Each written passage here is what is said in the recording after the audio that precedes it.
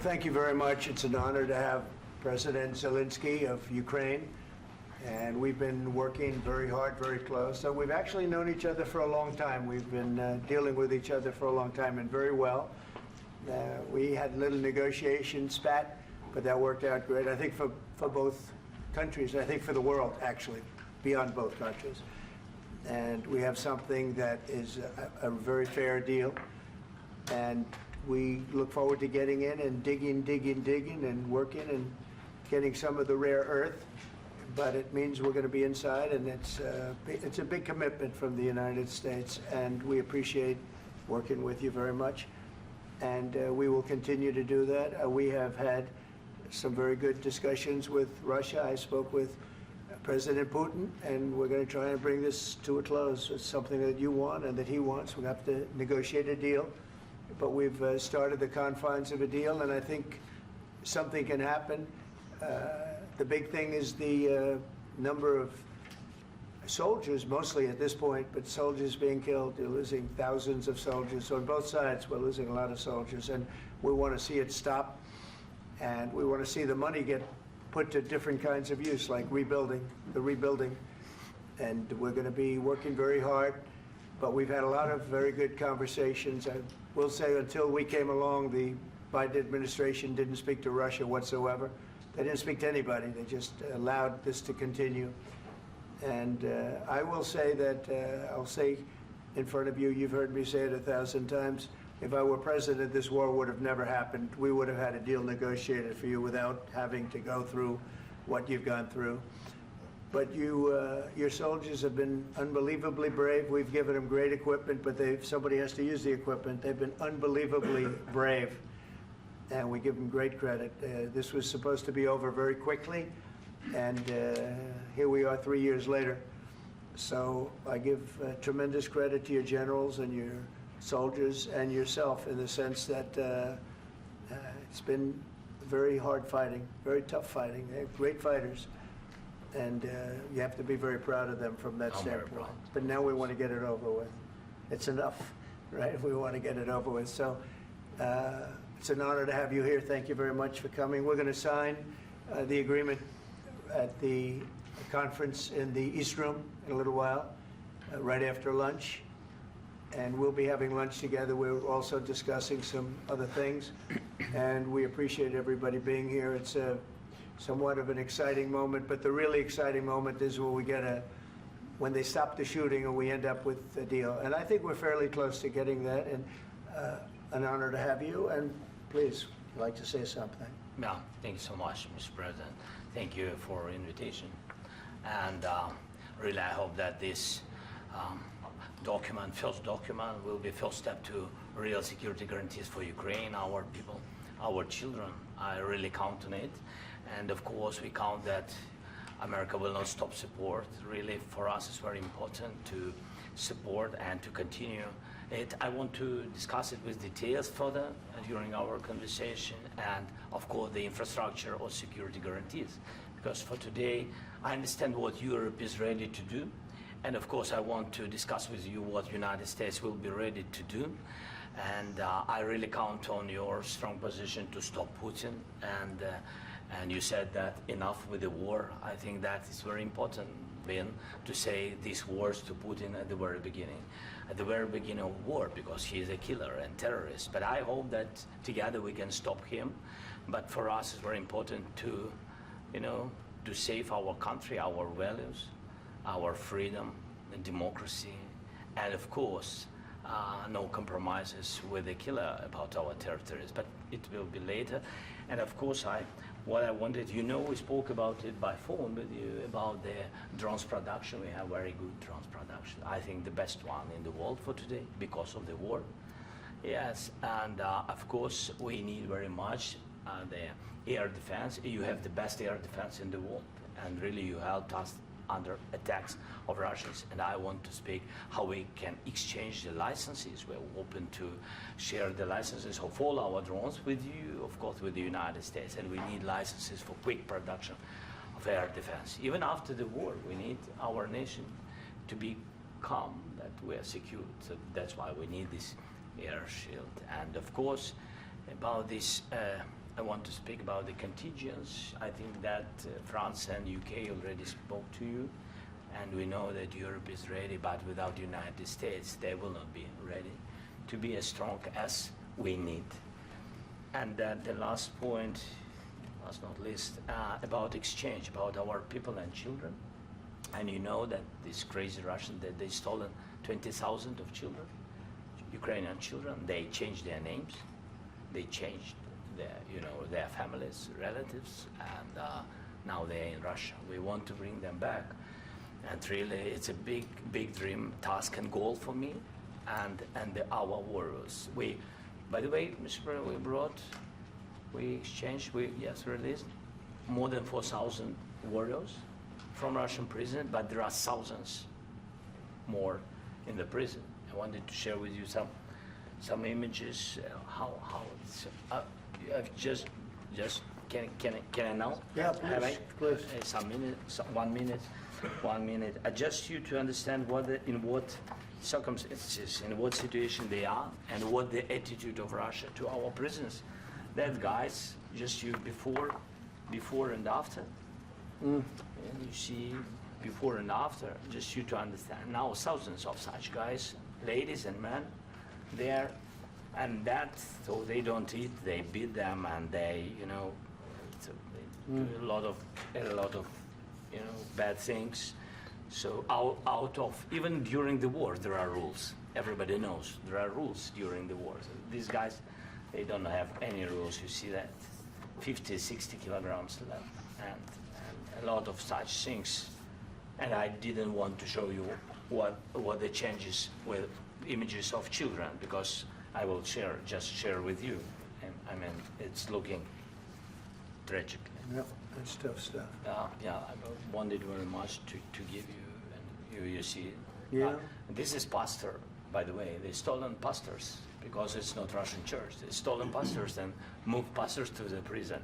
We, at the end of last year, we brought 3 pastors, and we could exchange them.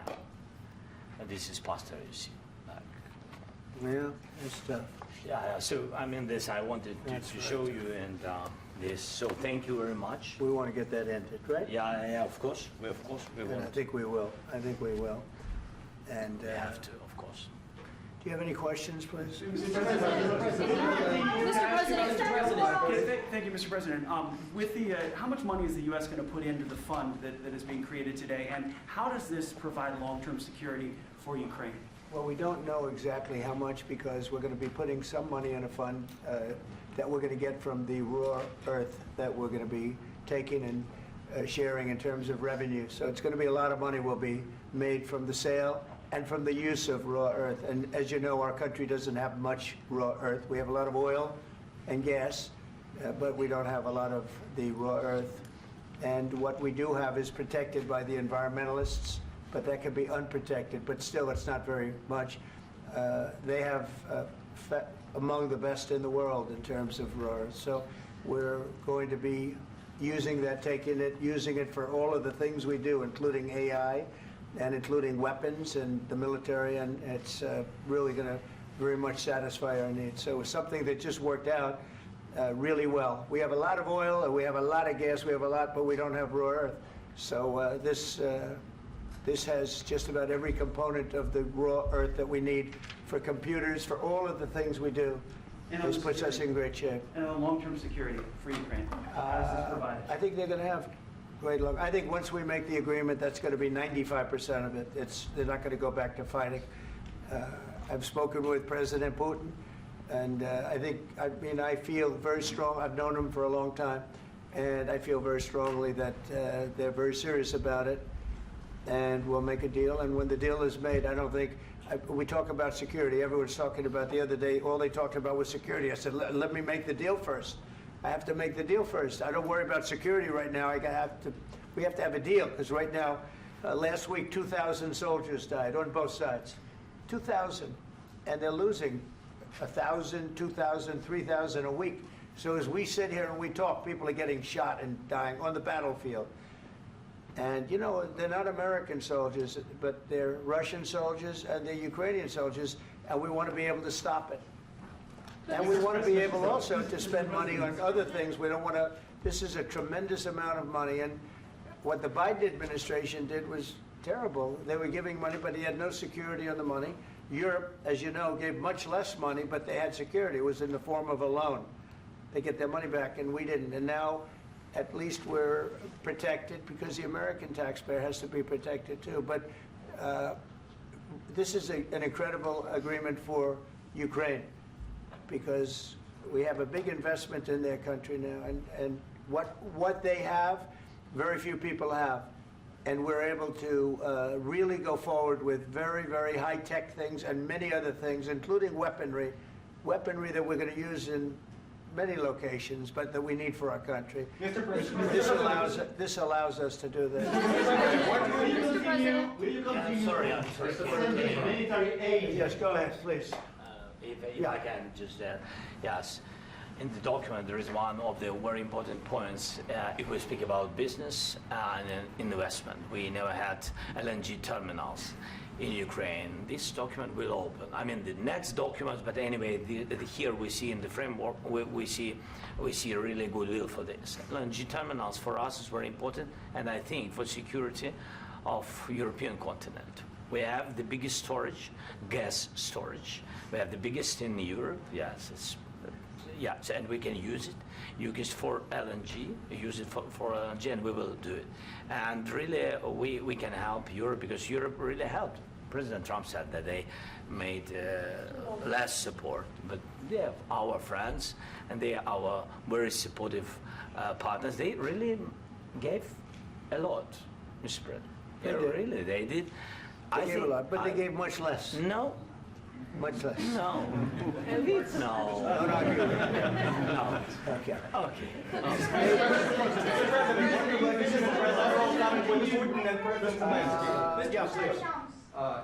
Mr. President Trump, you have repeatedly called the deal with Ukraine as a historical one. And as a President of the United States, you make historical decisions in other issues which affect America and other world. So what place in the world history do you want to take? And do you associate yourself with any famous historical figures? Yeah, I'd say George Washington, Abraham Lincoln. I would say I'm far superior to George Washington and Abraham Lincoln. Now, you know I'm only kidding, right? Because when I say that, the fake news is going to go wild. They're going to say he considers himself to be better than Washington. But you never know. You never know. I don't compare myself to anybody. I'm here to do a job. We've had a great 35 days or whatever it might be, a month, a little more than a month. We've accomplished tremendous amounts. Not only this would be a very great achievement if we could get the war stopped and get them back to normalization. I think that's going to happen. We've had very good talks on both sides, as you know. But I think we've done a very good job, just generally. If you look at all of the things we've done in 30 days, they're saying there's never been a opening for a president. The first month, there's never been a first month like we've had. And this is one of the very important things. This, to me, is one of the most important things because we have tremendous death taking place as we speak, and I don't want to have that. You know, think of the parents, whether they're in Russia or Ukraine, think of the parents of all these people being killed needlessly. They came to our territory. Should have never started. This would have, if I were president, this would have never started. Mr. President, where has out your conviction? Mr. President, will you continue sending military aid to Ukraine after the U.S. signs this agreement with Ukraine? Yeah, we're And the going to be question continuing. to President Zelensky, do you feel like the U.S. is on your side, that President Trump is on your side at this moment? What do you think? He wants to know, do you think that, sort of a stupid question. I guess we wouldn't be here if I wasn't. I think that the United States on our side from the very beginning of occupation, and I think that President Trump on our side, and of course, I'm sure that the United States President will not stop support. This is crucial for us. It's important for us. Yes. And Putin, the president speaks about the people and the soldiers which are dying, but they came to our territory, they came to our land. They began this war, and they have to stop. And I think this is the question, with really the most important question. Can President Trump, I hope yes, with some other allies, to stop Putin, withdraw these enemies, our enemy, withdraw these troops from our land? And I think that you asked about the history, I think that if President, or when, he will stop Putin, if President Trump will bring peace to our country, I think he will be on this wall. We've had very, very good talks. What about military aid to Ukraine? President Zelensky just said that there would be no compromises with Vladimir Putin. I just wanted to ask both of you, firstly, are there compromises that you think that President Zelensky is going to have to make? And President Zelensky, is there anything that you might be thinking that you may be able to offer or bring to the table, for example, elections? Thank you. I think you're going to have to always make compromises. You can't do any deals without compromises. So certainly he's going to have to make some compromises, but hopefully they won't be as big as some people think you're going to have to make. That's all. That's all we can do. I'm here as an arbitrator, as a mediator to a certain extent between two parties that have been very hostile, to put it mildly. They've been very hostile. There's been a vicious war. There's been a vicious war. You know, it's a very level battlefield, and those bullets go out, and as I've said many times, we were talking about it with Pete, many times the only thing stopping those bullets is a human body. And in the case we're talking about, generally young human bodies are stopping a lot of bullets. It's dead level. That's why it's great farmland. It's great land. It's great farmland, but there's very little protection against the bullets that are being, and other things that are being shot. So all I can do is see if I can get everybody at the table and get an agreement. And I think we're going to end up with an agreement. Otherwise, I wouldn't probably be even here today. Mr. President, I've got two questions for you. You think ultimately your legacy will be the peacemaker and not the president that led this country into another war and ended foreign wars? And I've got a question. I hope it will. I mean, I hope I'm going to be remembered as a peacemaker. This would be a great thing if we could do this. I'm doing this to save lives more than anything else. Second is to save a lot of money, but I consider that to be far less important. So I hope I'm going to, thank you, Brian, for that question. It was a nice question. I hope I'll be known and recognized as a peacemaker. This would be a great thing to solve. This is a very dangerous situation. You know, this could lead to a third world war. This was headed in the wrong direction. If this election were lost, if we didn't win this election, and we won it by a lot, that was a mandate. We won every swing state. We won the popular vote by millions and millions of votes. We won everything. The districts, you look at the areas of red, take a look at a map. This was a big mandate, and this was one of the things. I said, we're going to get this thing settled. If we didn't win, I think this could have very well ended up in a third world war, and that would not have been a good situation. What was your second question? And my second question for President Zelensky, why don't you wear a suit? You're at the highest, why don't you wear a suit? You're at the highest level in this country's office, and you refuse to wear a suit. Just want to see if do you own a suit? Yeah, problems. A lot of Americans have problems with you not Really? respecting the dignity of this office. I will wear a costume after this war will finish. Okay.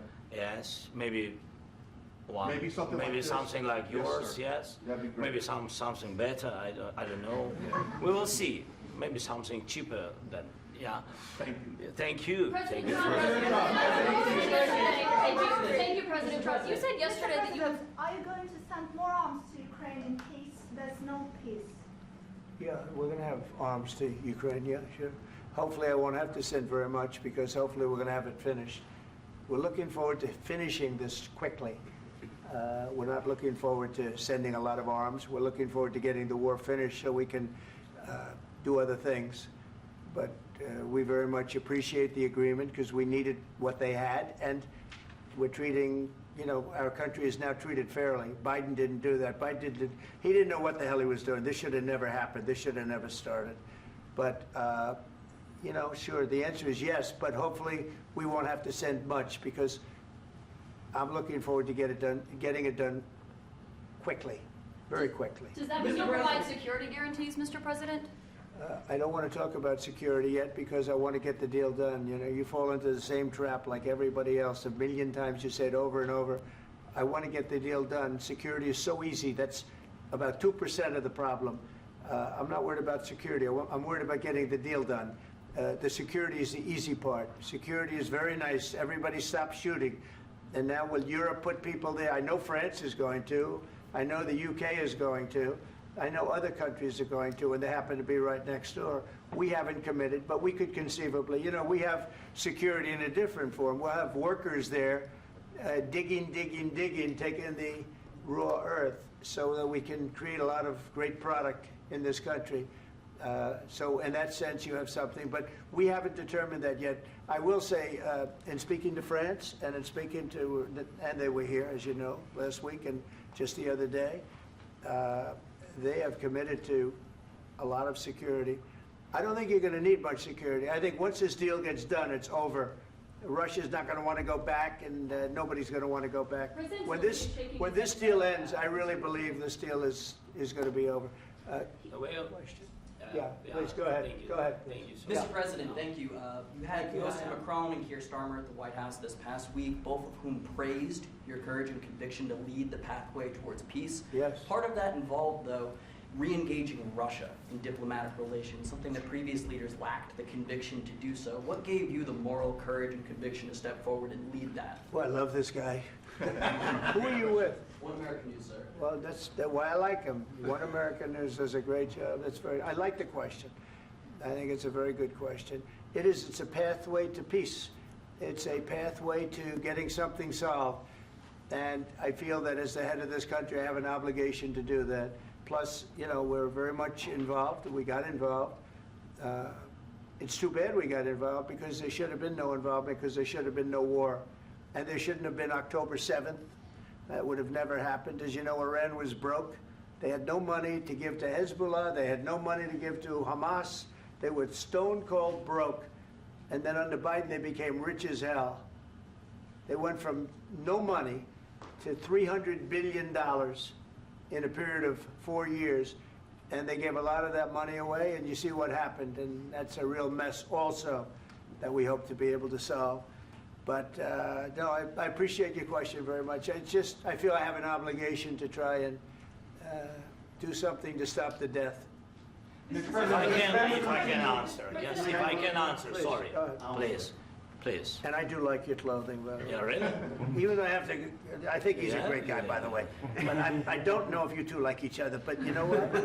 I think No, he's no, dressed, I think he's why? dressed I like this beautifully. guy. I don't know I think him. he's dressed beautifully. So I have more serious things than answer on such Yeah, questions. sure, that's I will okay. answer on more serious good questions if statement. I can. That's good. Yeah, so please, about security guarantees and about just ceasefire. We can't just speak about ceasefire and speak. It will not work.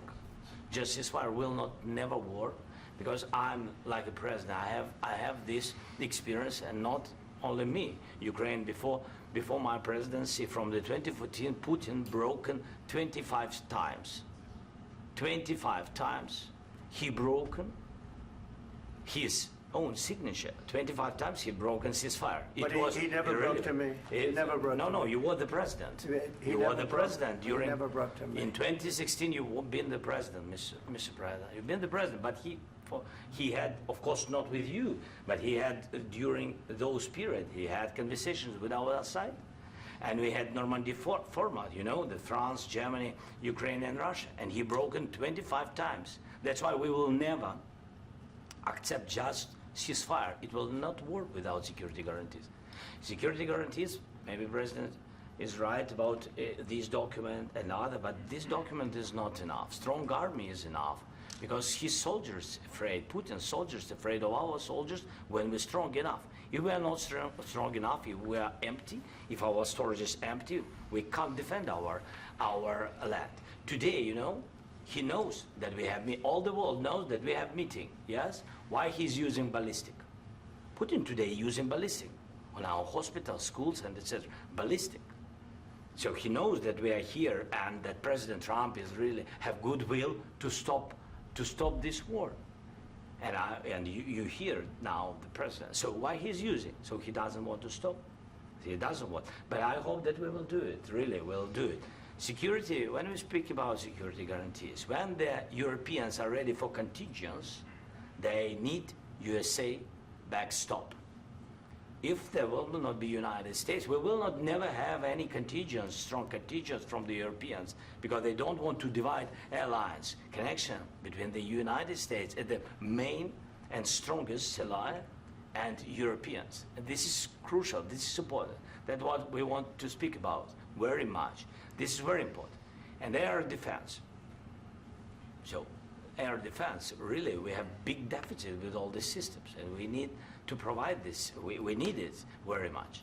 Otherwise, Putin will never stop, and will go further and further. He doesn't want. He hates us.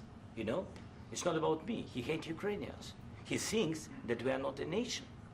He thinks, and he shared these thoughts. I think maybe with your team also. I don't know, but with all the Europeans, in media, officially and not, he always said that there is no such country, such nation, such language, and such life like Ukrainian. No, he really doesn't respect all the Ukrainians, and he wants to destroy us. And you are right, Mr. President, that's 2%. This document, maybe other documents, it's a very good start, very good, but it will not enough to stop this person. Should Russia pay to rebuild Ukraine? Mr. President, after these Should Russia pay to I asked rebuild Ukraine? They have to Zelensky pay. this question. You This didn't is the like rule. because This is the rule of because the war. I'm This is sorry. the rule of the war. During all the centuries, all the history, this is the rule of the war. Who began, those pay. Do you agree This with is the that? rule. Putin began this war. He has to pay all money for innovation. He has to pay. Of course, some Russian assets, what we have in Europe, about 300 billion, we can use them. We can use for innovation and buy military support from the United States also. We can do it, but it's not enough. It's not enough. I asked this question that you didn't like a trilateral summit because I wanted to know. Wait, 1 second. I asked this question that you didn't like because I wanted to know if you want to position yourself in the middle between Russia and Yes. Ukraine or on the Ukraine side. No, I'm in the middle. I want to solve this thing. I'm for both. I want to get it solved. And it's wonderful to speak badly about somebody else, but I want to get it solved. If we can solve it, great. If we can't solve it, they're going to have to fight it out, and who knows what's going to happen. But I want to see it get solved. May I follow up? One more question about U.S. troops in Europe. After Russian invasion of Ukraine, your predecessor sent additional troops to Eastern Europe, including Poland, my country. Yeah. Are you committed to keeping these troops on the eastern flank of NATO in the future? I'm very committed to Poland. I think Poland has really stepped up and done a great job for NATO. They, as you know, they paid more than they had to. They are one of the finest groups of people I've ever known. I'm very committed to Poland. What about Baltics? Poland's in a tough neighborhood, you know. What about the Baltics? The Baltics, they got a lot of, it's a tough neighborhood too, but we're committed. We're going to be very committed, and we're committed to NATO. But NATO has to step up, and the Europeans have to step up more than they have. And I want to see them equalize, because they are in for far less than we're in, and they should be at least equal. You understand that? Why is the United States, we have an ocean in between, why is the United States in for so much more money and other things as Europe? With that being said, and as you said, they've also been obviously very helpful, but we have put in far more than they have, and I think they should equalize. Mr. President, Please, go ahead. Ask you about the agreement again today. What changed between the first time that Secretary Bessent gave President Zelensky the agreement and today for the signing? We made a deal. So What was the I'm just- deciding factor? I'm a business person. We made a deal. That's what changed. Along with minerals. I didn't think we were going to make a deal, and We ended up making the deal, so that changed. Mr. President, what and how do you envision a trilateral summit with President Zelensky and Putin? I don't know, under but these well, they circumstances? don't like each other, I can tell you that. Okay? They do not like each other. This is not a love match, and it's unfortunate. That's why you're in this situation. The United States should not have allowed this to happen, okay? The United States, run by a man that didn't know much, I'm going to be very nice, run by an incompetent person, very incompetent person, should never have allowed this to happen. I've stopped wars. I've stopped many wars. My people will tell you, I stopped wars that nobody ever heard about. I stopped wars before they ever started. You can look at some of, I could give you a lot of nations that would tell you right now they were probably going to war. I could tell you right now there's a nation thinking about going to war on something that nobody in this room has ever even heard about. Two smaller nations, but big, still big. And I think I've stopped it. But this should have never happened. Mr. President, Sorry, just a second. About any negotiations. First of all, I want really to tell you, and I think that everybody understands that Ukraine, more than Ukrainians, nobody wants to stop this war. But at the future, any negotiations, it's understandable that two sides of the war, not Russia and the United States, because this is not the war between Russia and the United States. This is war of Russia against Ukraine and Ukrainian people. So these two sides will be at the will be at the negotiation table. Then of course United States, like the strongest partner of the Ukraine, and of course Europe. I think Europe is very important. I want to speak about it with the president. Yes, Europe is very important for us because we really defend Europe for today. All Europeans really recognize that we are defending the line, and they have real life, and our people are dying. That's why they helped us. And also, it's about the NATO. Yes, between, like the president said, you have big, nice ocean. Yes, between us. But if we will not stay, Russia will go further to Baltics and to Poland, by the way. But first to the Baltics. It's understandable for them because they've been in the USSR. You know, they've been one of the republics of the USSR, and Putin wants to bring them back to his empire. It's a fact. And when he will go there, if we will not stay, you will fight. Your American soldiers, it doesn't matter, do you have ocean or not, your soldiers will fight. Mr. President, would you be willing to visit Ukraine, maybe Kyiv or Odessa, which is known to be at the Riviera or Black Sea? It was my question. I'm sorry.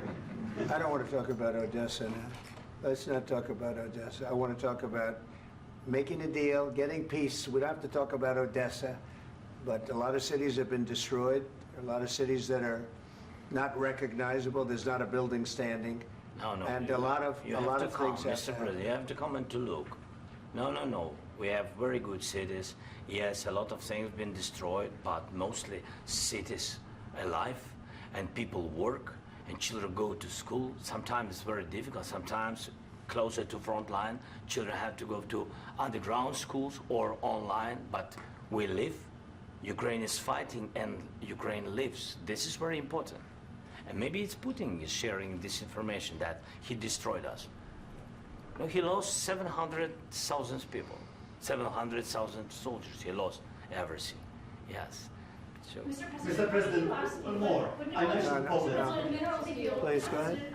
When did you last speak with President Putin, and what did he say that? A couple of days ago. And what did he tell you that gave you the assurance that he wanted peace? Well, that's what I do. My whole life is deals. I know pretty good. And I've known him for a long time. I've dealt with him for a long time.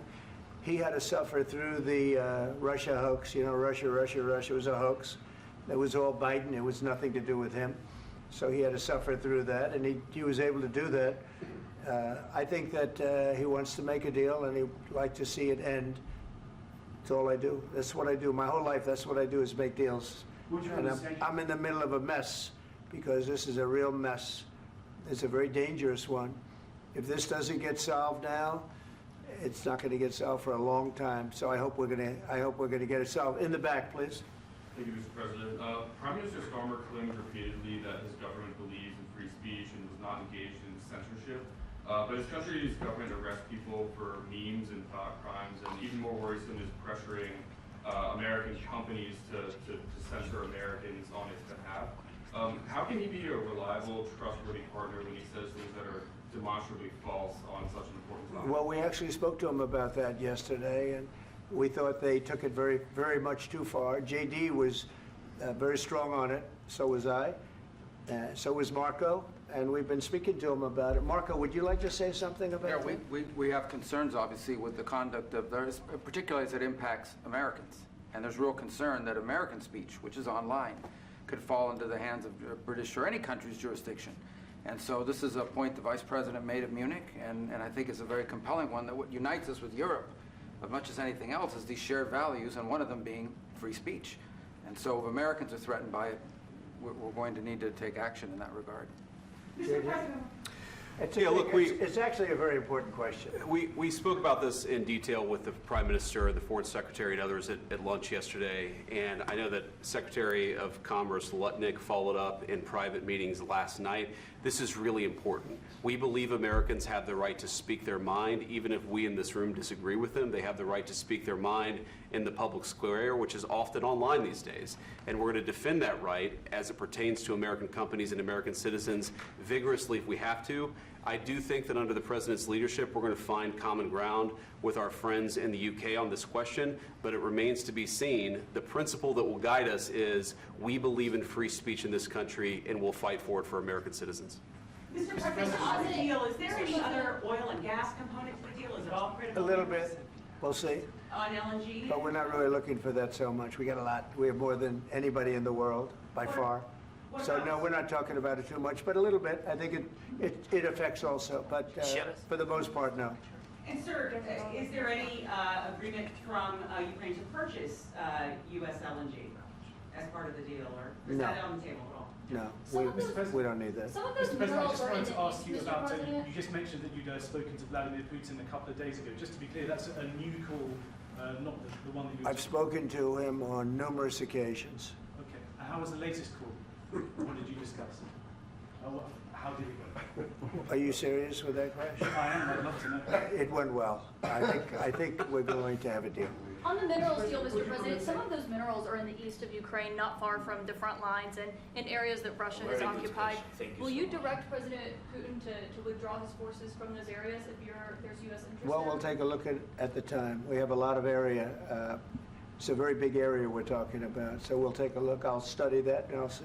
And who would protect those minerals if they are U.S. interests? Would that be Ukrainian forces? They'll be protected. European the agreement forces? will protect them. U.S. The forces? agreement, yeah, we're signing an agreement. You know? Right, but what if Russia tries to invade or there's Russian aggression in those spots? I just told you, I don't think that's going to happen. And if that were going to happen, I wouldn't make a deal. If I thought that was going to happen, I wouldn't make a deal. Some people may wonder why. You know, they ought to focus on CNN on survival, not asking me these ridiculous questions. Focus on surviving, because CNN's got such low ratings, I don't think they're going to survive. Let's go. Please, go ahead. Since I already mentioned Poland. Poland was under Russian control for decades after the Second World War.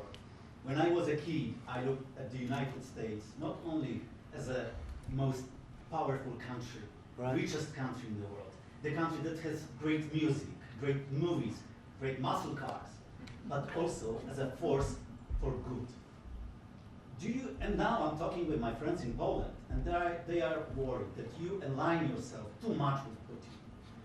What's your message for them? Well, if I didn't align myself with both of them, you'd never have a deal. You want me to say really terrible things about Putin and then say, "Hi, Vladimir, how are we doing on the deal?" That doesn't work that way. I'm not aligned with Putin. I'm not aligned with anybody. I'm aligned with the United States of America and for the good of the world. I'm aligned with the world, and I want to get this thing over with. You see the hatred he's got for Putin. It's very tough for me to make a deal with that kind of hate. He's got tremendous hatred, and I understand that, but I can tell you the other side isn't exactly in love with, him either. So it's not a question of alignment. I'm aligned with the world. I want to get the thing set. I'm aligned with Europe. I want to see if we can get this thing done. You want me to be tough? I could be tougher than any human being you've ever seen. I'd be so tough. But you're never going to get a deal that way, so that's the way it goes. All right, one more question. Hey, I will respond to this. So look, for 4 years in the United States of America, we had a president who stood up at press conferences and talked tough about Vladimir Putin, and then Putin invaded Ukraine and destroyed a significant chunk of the country. The path to peace and the path to prosperity is maybe engaging in diplomacy. We tried the pathway of Joe Biden of thumping our chest and pretending that the President of the United States' words mattered more than the President of the United States' actions. What makes America a good country is America engaging in diplomacy. That's what President Trump is doing. Can I ask you? Sure. Yeah? Yeah. Okay.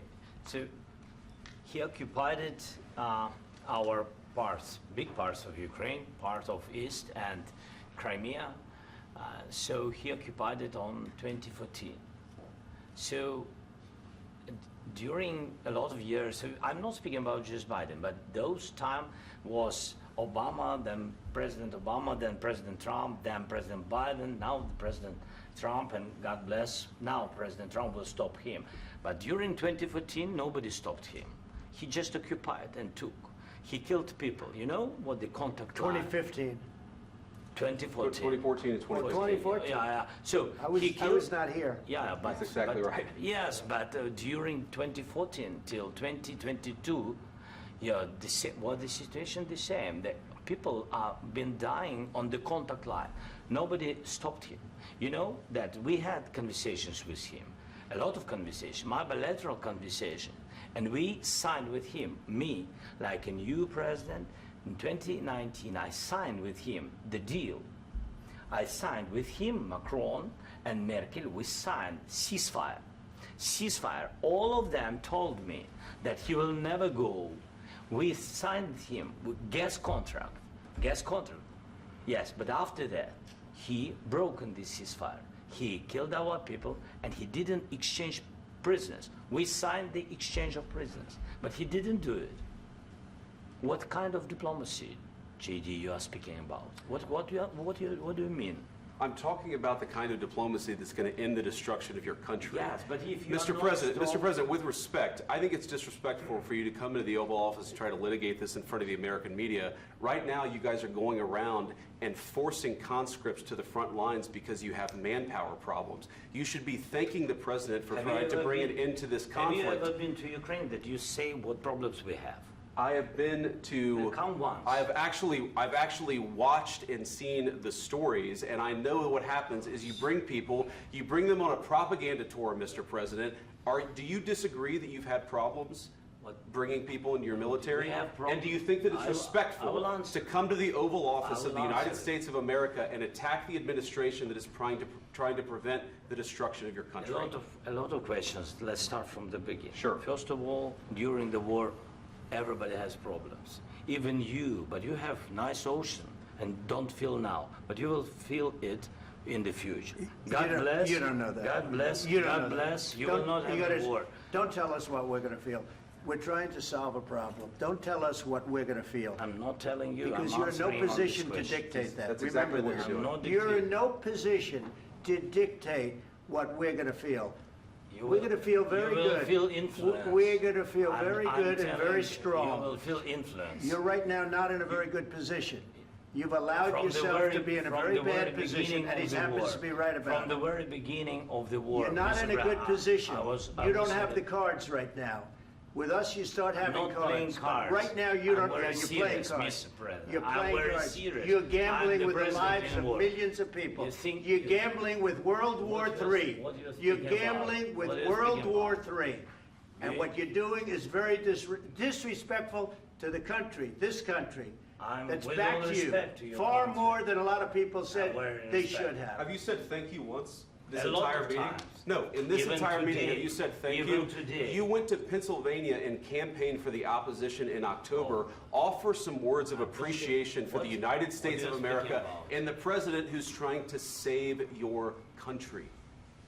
Please, you think that if you will speak very loudly about the war, you He's can... not speaking loudly. He's not Yeah. speaking loudly. Your country's Can I- in big can I- trouble. Can I Wait a answer? minute, no, Can you've I done a lot answer? of talking. Your country is in big trouble. I know. You're not I winning. know. You're not winning this. You have a damn good chance of we are coming out staying, okay because of Mr. us. President, we are staying in our country, staying strong from the very beginning of the war. We've been alone, and we are thankful. I said thanks You haven't in been this alone. cabinet, You and haven't not been only alone. in this We cabinet. gave you, through I this said thank stupid president, $350 billion.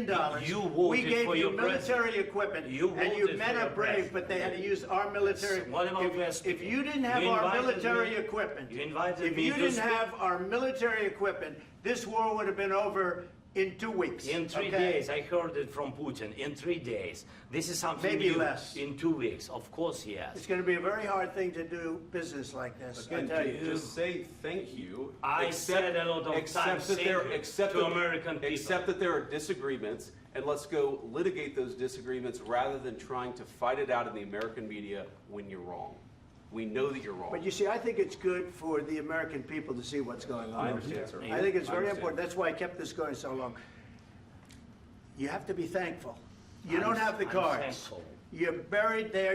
Your people are dying. tell you You're again, running I low know. on soldiers. Don't- Listen, don't please, you're running Mr. low on President. soldiers. It would be a damn good thing. Mr. And then President. then you tell us, I don't want a ceasefire. I don't want a ceasefire. I want to go and I want this. Look, if you could get a ceasefire right now, I tell you, you take it so the bullets stop flying and your men stop getting killed. Of course, we want to stop the war. But you're I saying said- you don't want a ceasefire. But I said to you, I want a with ceasefire. guarantees. Because you'll get a ceasefire faster than an agreement. Ask our people about ceasefire, what they think. That wasn't doesn't with matter me. for you what- That what wasn't is- with me. It That was wasn't with you. a guy named Biden, who was not a smart person. This That is was your, with, this that is was with your Obama. president. It was your president. Excuse me. That was with Obama, who gave you sheets, and I gave you javelins. Yes. I gave you the javelins to take out all those tanks. Obama gave you sheets. In fact, the statement is, Obama gave sheets and Trump gave javelins. You got to be more thankful, because let me tell you, you don't have the cards. With us, you have the cards. But without us, you don't have any cards. One more question to Mr. Vice President. I'm sorry. It's going to be a tough deal to make, Um, because the attitudes have to change. What if Russia breaks ceasefire? What if Russia breaks peace talks? What do you do then? I understand that it's a heated conversation right now. What are you but saying? what She's if asking, what if Russia breaks the ceasefire? What if anything? What if a bomb drops on your head right now? But they have Okay? broken What if they ceasefire broke it? many I don't know. They broke it with Biden because Biden, they didn't respect him. They didn't respect Obama. They respect me. Let me tell you, Putin went through a hell of a lot with me. He went through a phony witch hunt where they used him and Russia. Russia. You ever hear of that deal? That was a phony Hunter Biden, Joe Biden scam. Hillary Clinton, Shifty Adam Schiff. It was a Democrat scam. And he had to go through that. And he did go through it. We didn't end up in a war. And he went through it. He was accused of all that stuff. He had nothing to do with it. It came out of Hunter Biden's bathroom. It came out of Hunter Biden's bedroom. It was disgusting.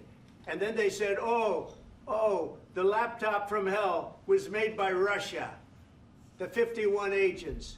The whole thing was a scam. And he had to put up with that. He was being accused of all that stuff. All I can say is this. He might have broken deals with Obama and Bush, and he might have broken them with Biden. He did, maybe. Maybe he didn't. I don't know what happened. But he didn't break them with me. He wants to make a deal. I don't know if you can make a deal. The problem is, I've empowered you to be a tough guy. And I don't think you'd be a tough guy without the United States. And your people are very brave. But you're either going to make a deal or we're out. And if we're out, you'll fight it out. I don't think it's going to be pretty, but you'll fight it out. But you don't have the cards. But once we sign that deal, you're in a much better position. But you're not acting at all thankful. And that's not a nice thing. I'll be honest, that's not a nice thing.